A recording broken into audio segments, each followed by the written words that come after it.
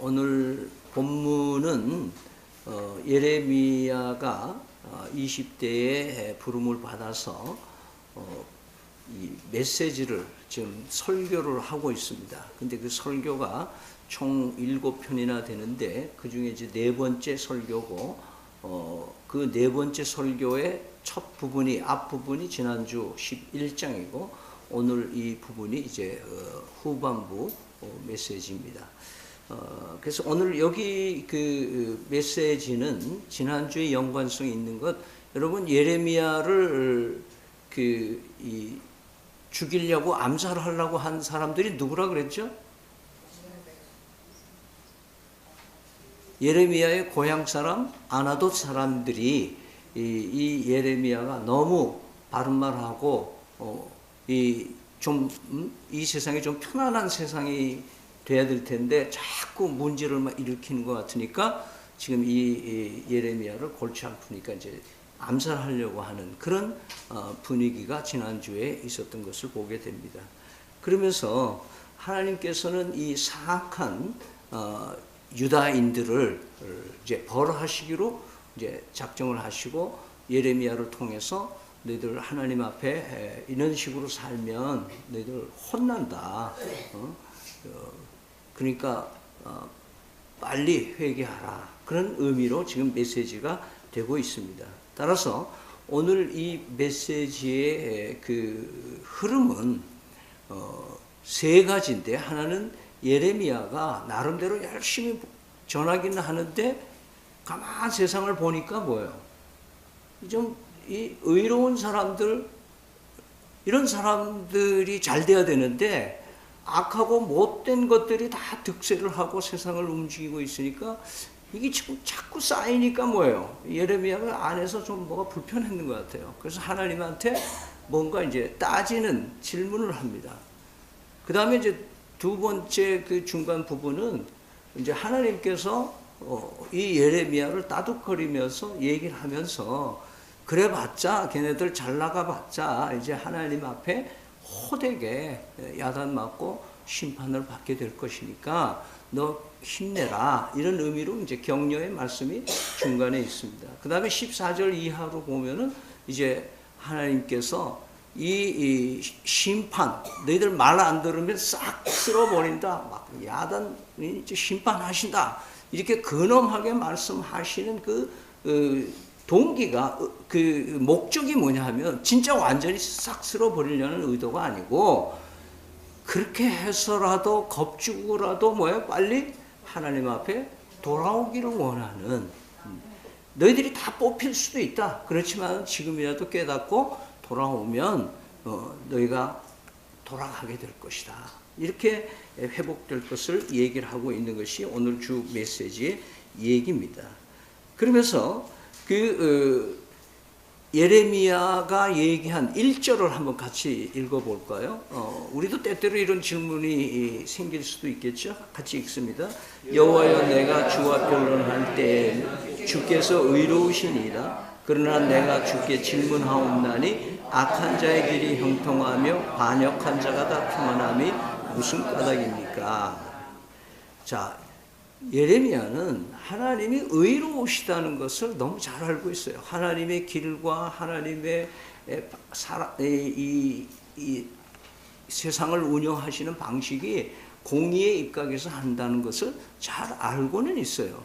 그렇지만 자기가 생각할 때는 하나님의 무슨 판단 기준이 없는 것 같아. 왜냐하면 인간의 예레미야의 생각은 여전히 사람이니까 어떤 장기간으로 보지 못하는 거죠. 근데 하나님의 타임라인에는 뭔가 뜻이 있는 것 같은데 내가 볼 때는 보면은 이게 뭐 악한 사람들이 너무 잘 살거든요.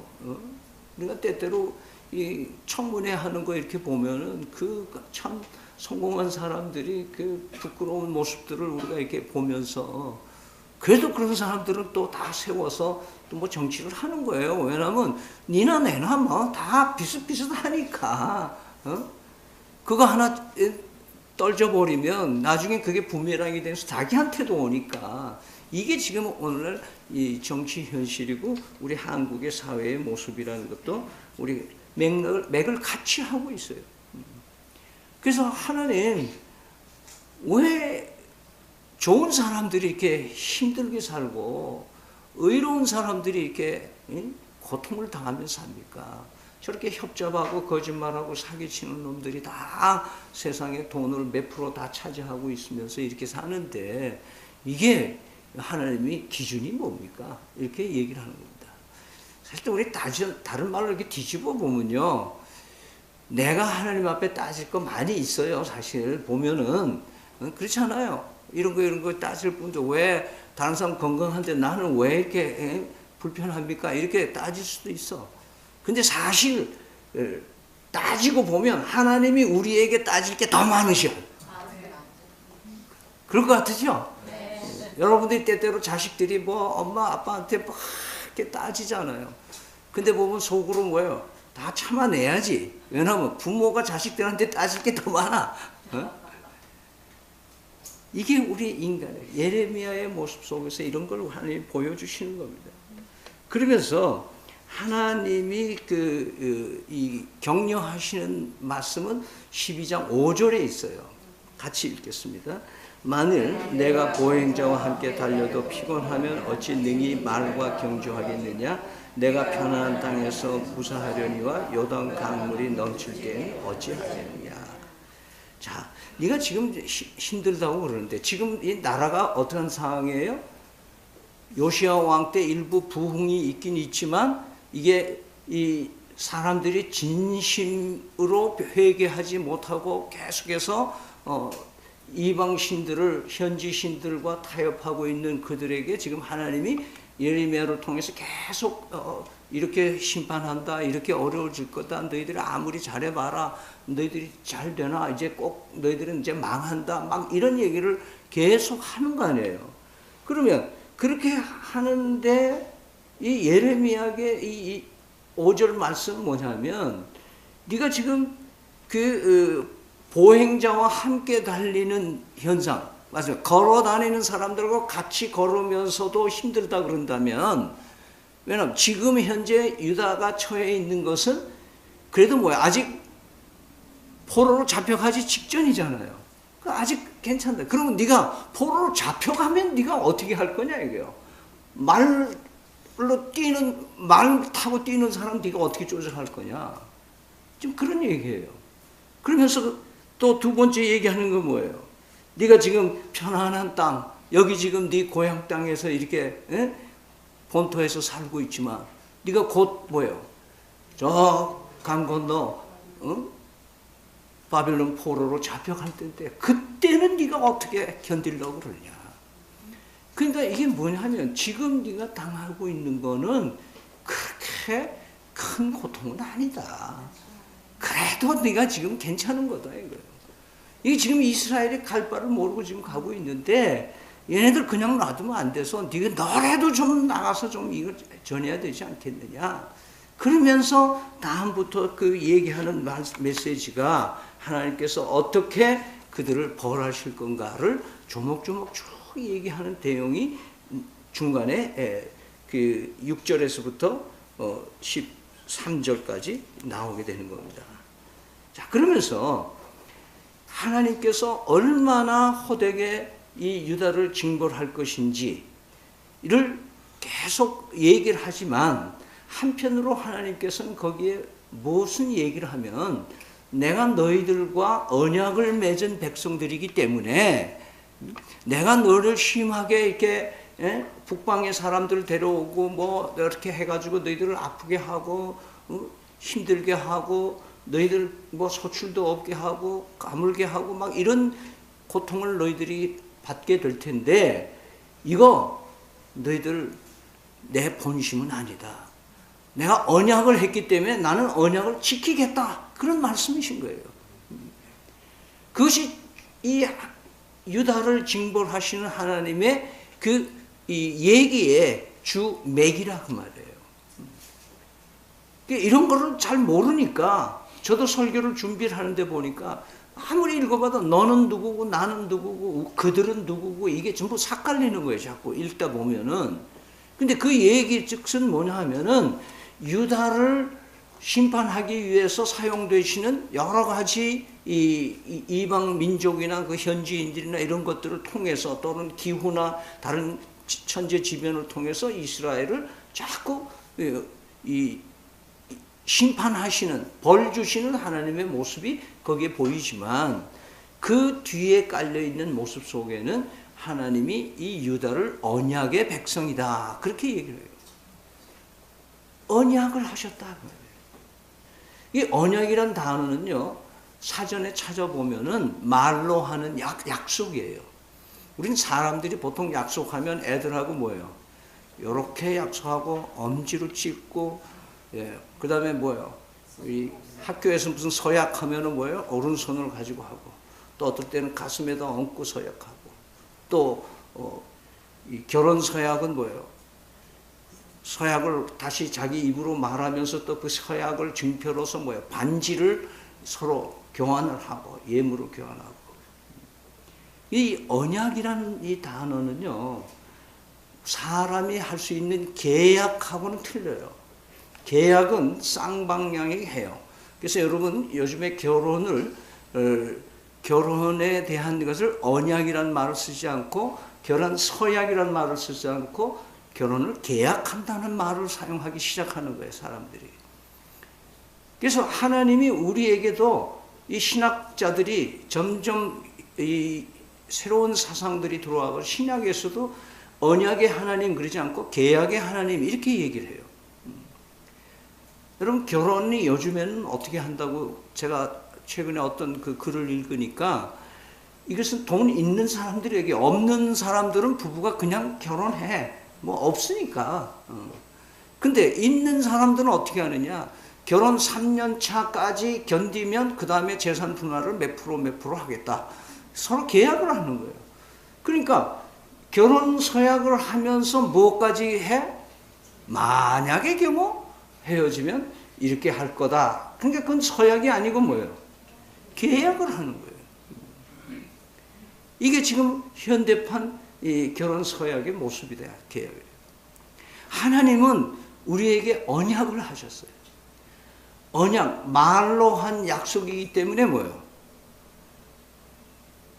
남북 간에 지금 공동 성명에는 뭐가 들어가요? 양 국가 정상들이 사인을 하잖아요. 근데 하나님은 뭘 하세요? 언약을 하셨어. 왜 그랬을까요? 하나님의 말씀은 뭐예요? 엄청난 권능과 힘과 정직함과 성실함과 그 부도내지 않으시는 하나님의 말씀이라는 걸 우리에게 확인시켜 주는 거예요.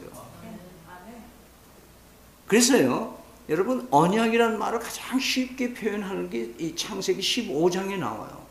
창세기 15장에 보면은 아브라함을 12장에서 갈대아 우르라고 하는 곳에 아버지가 그 살던 동네에서부터 이주해서 하란이라는 곳에 와서 여전히 아브라함의 아버지는 우산 생산 공장을 했어요. 우산이 아니고 우상. 그러니까 우상을 만드는 그 집안에서 일을 돕다가 하나님의 부르심을 받아가지고 약속을 따라서 말씀만 의지해서 이제 가족을 데리고 이제 여정에 이르는 거예요. 그리고 14장에 오면은 자기 조카까지 데리고 와가지고 정착을 하려고 그러는데 원주민 연합군이 쳐들어와가지고 롯을 가족들을 포로로 잡아가지고 종들을 하고, 그래서 아브라함이 자기 종들을 급조해서 병력을 만들어가지고 롯을 가서 찾아와요. 그러면서 15장에 오면서 이제는 아브라함의 심리적으로 변화가 오기 시작하는데 두려움이 시작된 거예요. 왜? 10년 동안 지금 하나님만 믿고 저기까지 왔는데 12장의 약속이 뭐 하나도 이루어지는 게 없어. 그런데가 이제는 현지인들로부터 지금 전쟁이 시작되니까 이걸 어떻게 감당해야 될지 지금 모르는 거예요. 근데 두려워하고 있는데 하나님이 나타나신 거예요. 그러면서 하나님께 뭐라고 그러냐면, 얘 두려워하지 마. 내가 네 상급이 되고 너한테 씨를 줄 거야. 또 이렇게 얘기하시는 거예요. 그러니까 아브라함이 있다가 그럼 씨를 주시는데 지금 벌써 10년 지나서 지금 85이나 됐는데 무슨 아기를 또 어떻게 낳습니까? 내가 알기로는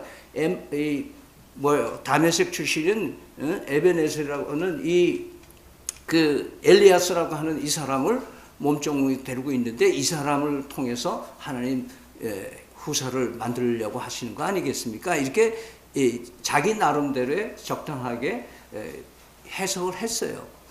근데 하나님이 아니야, 나와봐. 데리고 텐트 밖에 데리고 나가서 하나님께서 저 하늘의 별 봐.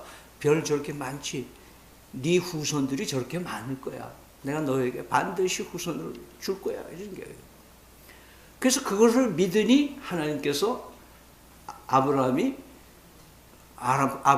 의롭다고 칭했다 이렇게 되세요. 그래서 믿었어 아브라함. 거기까지는. 그러면서 뭐냐면 이 수많은 네 후손들이 살 땅을 내가 너에게 줄 거다 이렇게 행해요. 여기서는 조금 더 심각해지는 거예요. 뭐 후손을 주면 어떻게 후손을 주나 보다 했는데 그 사람들이 살 땅을 너에게 줄 거다. 그렇게 얘기하시는 거예요. 그러니까 아브라함의 마음속에 무슨 생각이 들었나 하면은 약간 의심이 들기 시작하는 거예요. 자, 지금 자식도 안 주놓고, 아이들 많이 후손이 된다 하고, 그러면서 또 살 땅을 주신다고 하는데, 그럼 그걸 내가 어찌합니까? 그래 물은 거예요.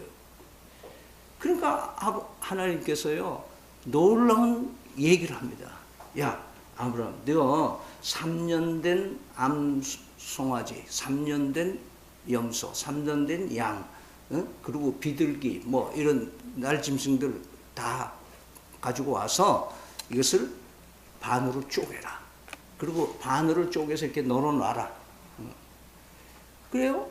그래서 이건 간단한 거잖아요. 그러니까 이제 양, 염소 뭐 이렇게 해서 시키는 대로 반을 잘라서 놓으니까 반 자르니까 어떻게 돼요? 거기가 피가 은근히 이제 다 늘어진 거예요. 새들은 뭐 작으니까 그냥 죽여가지고 그냥 널브러져 있는 거예요. 근데 낮이 되니까 이 피 냄새를 받고 솔개도 날라오고 뭐 짐승들이 오니까 아브라함이 그거 쫓느라고 정신이 없는 거예요. 근데 해가 졌어요. 근데 하나님이 나타나서 두려워하지 말라고 말씀하시면서 보니까 연기가 막 나는데 풀무가 같이 연기가 나는 거예요. 근데 거기서 큰 횃불이 싹 나오면서 이 피를 밟고 이 횃불이 그 가운데를 지나가는 거예요. 그러면서 하나님이 언약의 의미를 알려주는 거예요. 그 당시 중동에서는 나라와 나라, 부족과 부족이 싸우면서 국경 분쟁을 하면은 이제 서로 합의가 돼서 평화 조약을 맺으면은 짐승을 반을 잘라가지고 이렇게 넓혀놓고 그 가운데로 양국의 지도자들이 그 안으로 지나가는 거예요. 그래서 누구든지 여기를 범하면 이렇게 피값을 죽는다. 그럼 침범하지 마라. 이런 계약을, 이런 약속들을 하면서 있었던 중동의 문화예요. 자, 그렇다면 하나님하고 아브라함하고 둘이 약속을 했다 그러면 뭐예요? 하나님 혼자 횃불처럼 지나가시는 게 아니라 아브라함도 같이 데리고 갔어야 돼. 근데 그때는 누가 혼자 있었다고? 하나님 혼자만 지나간 거예요. 뭘 알으셨나 하면은 아브라함이 절대 자기하고 약속을 지키지 못할 걸 하나님이 아신 거예요. 그러니까 혼자 지나가시는 거예요. 왜냐하면 이 약속 어기는 건 나는 약속을 어길 리가 없는데 네가 어겨도 내가 책임지마. 여러분 그게 하나님의 언약이에요. 약속을 지킬 수 없는 사람하고 약속을 지키시는 하나님의 은혜가 있다는 거예요. 우리는 뭔가 둘이서 계약을 하려면 저 사람이 약속 지킬 수 있나 없나, 요즘 가계 대출을 하면은 갚을 능력이 있나 없나 이거 가지고 지금 가계 대출을 하겠다고 지금 하는 거 아니에요. 이것이 인간들의 약속인데 하나님은 우리를 위해서. 이것이 언제 완성되는 거예요? 이 약속이, 언약이? 예수 그리스도를 통해서 완성하신 거예요. 도저히 우리 스스로 하나님의 약속을 지킬 수 없는 존재들을 위해서 하나님은 아들 예수 그리스도를 쪼개셔서 그 피로 우리를 용서하시고 그 하나님과 약속한 하나님의 약속을 완성하신 하나님이시다는 것을. 그래서 이 약속을 하셨기 때문에 하나님께서는 벌하시고 징계하시고 심판하시는 하나님이시지만은 하나님은 그 다음 단계, 네가 이래도 이렇게 하면, 네가 그래도 마음에 회개하고 돌아오면 내가 너를 본향으로 다시 돌려보냈겠다. 내가 다시 너를 내 언약의 백성으로 삼아주겠다. 다시 내가 너 나하고 같이 살 사람으로 내가 안아주겠다. 네가 또 배신 때려도 그래서 또 내가 품어주겠다. 네가 돌아오기만 해라. 네가 내 앞으로 오기만 해라. 네가 내 이름을 찾기만 해라. 네가 신음만 해라. 그래도 내가 응답해 주리라. 그게 하나님의 오늘 언약의 이 백성들에 대한 얘기입니다. 심판하시는 하나님이시지만 그러나 그 뒤에 우리를 향해서 용서가, 그 약속을 깬 죄를 책임져 주시는 하나님의 은혜가 여기에 숨겨 있는 것을 여러분 믿으시기를 바랍니다. 그래서 오늘 이 메시지 가운데는 우리가 연약해서 약속을 파기해서 그것 때문에 우리가 고통은 당하고 아픔을 당할 수는 있지만 그것으로 하나님이 계산을 끝내신 하나님이 아니다는 거예요. 그리스도 예수를 통해서 하나님의 언약의 말씀을 완성하시고 그 예수 그리스도를 구주로 믿는 사람에게는 하나님께서 하나님과의 사랑에서 끊을 수 없도록 책임져 주시는 하나님이시라는 것을 말씀하는 것이 오늘 본문의 결론 부분의 얘기입니다. 로마서 8장 35절에서 39절에 이런 말씀을 합니다. 누가 우리를 그리스도의 사랑에서 끊을 수 있겠습니까? 환난입니까? 공고입니까? 박해입니까? 굶주림입니까? 헐벗음입니까? 위협입니까? 또는 칼입니까? 성경에 기록한 바 우리는 종일 주님을 위하여 죽임을 당합니다. 우리는 도살할 양과 같이 여김을 받습니다. 한 것과 같습니다. 그러나 우리는 이 모든 일에서 우리를 사랑하여 주신 그분을 힘입어서 이기고도 남습니다. 나는 확신합니다. 죽음도 삶도 천사들도 권세자들도 현재일도 장래일도 능력도 높음도 깊음도 그 밖에 어떤 피조물도 우리를 우리 주 예수 그리스도 안에 있는 하나님의 사랑에서 끊을 수 없습니다. 이것이 오늘 예레미야를 통해서 선포되는 말씀의 결론이라는 걸 잊지 마시기 바랍니다. 그럼 왜 이들은 망했을까요? 망한 이유가 있습니다. 그들은 종교적으로 혼합했습니다. 하나님과 우상을 같이 섬겼습니다. 성전에서 감히 이방 신들을 모시고 제사 지내는 이런 파렴치한 유다인들이 돼버린 겁니다. 그리고 이들은 하나님께 구원을 요청하지 아니하고 애굽으로 가서 구원을 요청하고 다른 나라들과 뭐예요? 친교를 맺으면서 화친하면서 다른 나라 주변 나라들과 함께 평화를 만들어 가보려고 인간적인 노력으로 그들이 정치를 해나갔습니다. 이것이 유다의 패망의 주 2대 원인입니다. 여러분, 우리 교회의 역사도 마찬가지입니다. 초대교회, 잠시 사도행전이나 서신서에 좀 나오긴 하지만 초대교회의 문제가 바로 이런 혼합 종교의 위험과 그리고 세상의 힘을 빌려서 교회 문제를 해결하려고 하는 그런 작태들이 나와 있는 것입니다. 오늘날 이것이 똑같은 현상이 이 시대에 그대로 되고 있습니다. 오늘날 합리적이다 또는 좀 이성을 가지고 좀 이성을 가지고 해야지 그 맹신으로 그렇게 믿으면 되냐 하는 이런 세속 사상들이 기독교 내로 점점 스며들어 옵니다.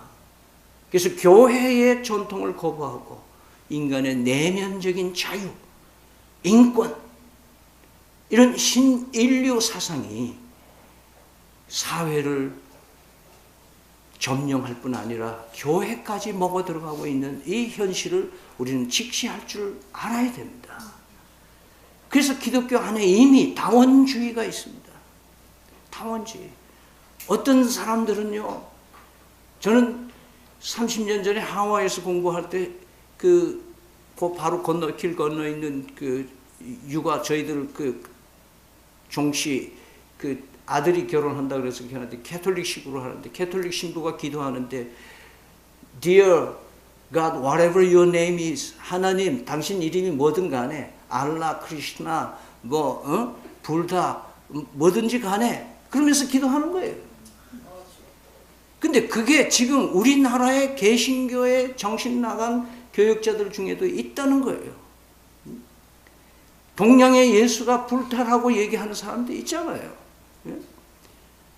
다 신이 같다네. 그러니까 요즘에는 어떻게 하나님 아버지 이렇게 기도하는 사람 별로, 그런 사람은 그래도 괜찮은 사람이에요. 전능하신 전능자요, 절대자님에게 오늘 우리가 기도합시다. 이렇게 굉장히 범종교적으로 다운화된 사회가 지금 있고, 지금 교회마저 다문화, 다인종 사회로 가면서 교회를 오염시키고, 이 인권주의자들이 얘기하는 건 뭐냐면 하나님의 사랑에 대해서 제거해요. 그리스도인들이 이웃을 사랑하라 그랬는데 왜 이런 동성애자들을 미용합니까? 왜 이런 그 예멘 난민들을 이렇게 허락하지 않습니까? 이웃 사랑한다면서 교회가 왜 이런 사람들 자꾸 따돌립니까? 막 이런 얘기들을 하니까 뭐예요? 그리스도인들이 답변을 못해. 가장 정확한 답변은 뭐예요? 하나님의 말씀을 갖다 대야 되는 거예요. 근데 문제는 뭐예요? 성도들이 하나님의 말씀을 몰라. 문제는 뭐예요? 목사들이 하나님의 말씀을 몰라요. 성경을 가르치는 사람들이 말씀을 모르고 하는 거예요. 제가 오늘 초두에 예배 전에 말씀드렸습니다만, 제가 새벽 4시에 설교 원문을 읽어보니까 내가 원문을 모르고 설교를 작성한 것 같은 느낌이 딱 오는 거예요. 이건 아니다. 나도 모르는 걸 왜 설교하고 있지? 하나님이 일침을 주신 거예요. 성도들은, 교회는, 이런 기독교가 혼합되면 안 돼요. 복음이 딴 걸로 대치되면 안 됩니다. 그렇기 때문에 하나님의 말씀에 철저히 무장을 해야만 우리는 이 영적 전투에서 이길 수 있는 줄 믿으시길 바랍니다. 말씀입니다. 여러분, 믿음찬 교회 뭐 건물을 자랑할 수 있고요? 여러분, 우리 재정을 자랑할 거예요? 1억도 안 되는 재정? 여기 지금 뭐 우리 인물 자랑, 누가 인물 자랑할 사람 누가 있어요? 여기에 영향력이 있는 사회 인사가 누가 있어요? 다 도토리 키재기지. 자랑할 거 없잖아요. 우리가 자랑할 수 있는 것은 복음인 예수 그리스도밖에 자랑할 게 뭐가 있어요? 그래도 자랑도 못한다면, 이 자랑도 못한다면 왜 믿음찬 교인이 돼? 몇십만 명 모이는 데 가서 교인 생활을 하죠. 우리의 삶 속에 하나님의 말씀을 붙잡을 수 있는 경건한 사람들이 이 시대에 필요하다는 것을 여러분 잊지 마시기 바랍니다. 그거 유목사는 하세요. 그게 아니잖아요. 장로님들이나 하세요. 권사님들 하세요. 나는 아니에요. 그렇게 하지 마세요. 하나님은 여러분 한 사람 한 사람, 내가 나이가 적던, 배웠던, 못 배웠던, 가졌던, 못 가졌던, 나이가 있던, 병들었건, 지쳐있건, 하나님께서는 여러분을 통해서 말씀의 역사가 일어나기를 기대하고 계시는 것을 잊지 마시기 바랍니다.